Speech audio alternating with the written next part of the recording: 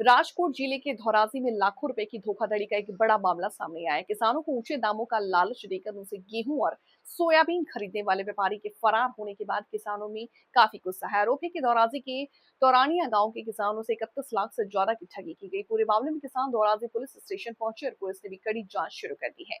धौराजी के जयदीप भगवान जी भाई सनांदिया नाम का एक व्यापारी महावीर इंटरप्राइज नाम की फर्म चला रहा था। आरोप है कि व्यापारी ने किसानों को बाजार भाव से ज्यादा कीमत देने का लालच दिया और गेहूं और सोयाबीन समेत खेती की उपज खरीदी।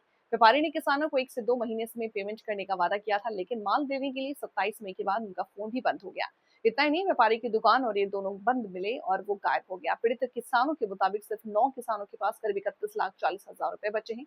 जैसे जैसे मानसून करीब आ रहा है, किसानों के सामने अब बुआई के लिए बीज और खेती के खर्च की समस्या आ रही है। किसानों का कहना है कि व्यापारी ने सिर्फ कच्चे नोट और साइन किए हुए चेक दिए। इसके साथ ही ऊंचे दामों का लालच अब उनके लिए बहुत ज्यादा हो गया। कुछ किसानों को लाखों रुपए का नुकसान हुआ है। फिलहाल किसानों ने दूसरे किसानों को भी चेतावनी दी है कि वे एपीएमसी के बाहर बिजनेस करते समय सावधान रहे, नहीं तो इस तरह की धोखाधड़ी का शिकार हो सकते हैं। मारू नाम निलेशभाई जगुभाई वाघ, गाम तोड़िया। हूँ तोड़िया गामे रही खेती काम करूँ छूँ। નિલેશભાઈ, આ તોરણિયામાં જે ઘટના બની છે થોડા દિવસ પહેલાં શું કહેશો?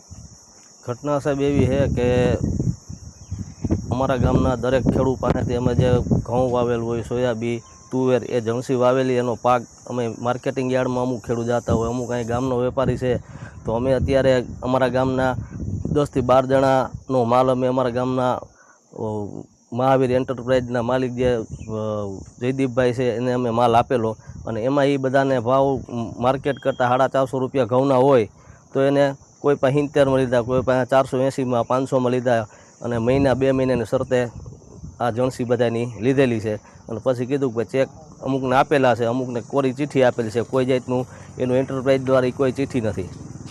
શું કહેશો? ચેક આપ્યા છે?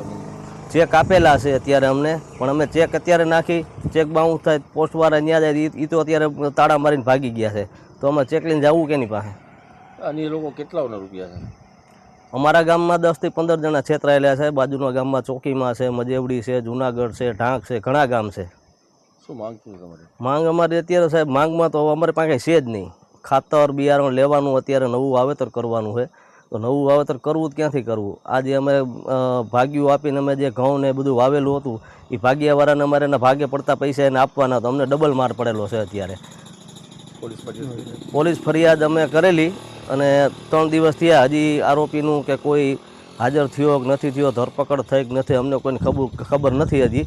પણ જો ટૂંક સમયમાં 2 દિવસની અંદર જો પોલીસની ધરપકડને કે કાંઈ કાર્યવાહી નહીં થાય તો અમે અનશન પર ઉતરશું અને એમાંય અમને કંઈ નિવેડો નહીં આવે તો અમે આત્મવિલોપન કહો। અમારી પાસે બીજી કંઈ જગ્યા જ નથી, અમારે નવું શું વાવવું?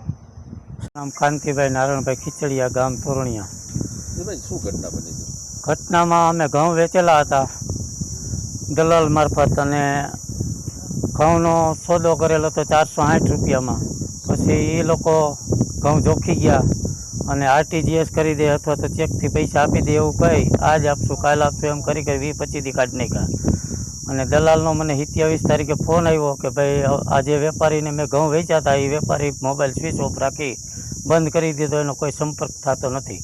તો મેં ગામમાં આવીને જાણ કરી કે આપણા ગામની અંદર મહાવીર પેઢી ધરાવતા જયદીપભાઈ ફરાર છે એવો મને ફોન આવે છે, ફોન બંધ આવે છે, તમે કોઈ આ ઘટનાના ભોગ બન્યા હોય તો જાહેર કરો। તો ગામના લોકો મને કીધું કે અમે પણ આ બાબતની અંદર સહી। તમારા કેટલા પૈસા? મારા 4,54,250। અન્ય લોકોના કેટલા પૈસા? અન્ય લોકોના 31,40,000 જેવી રકમ છે।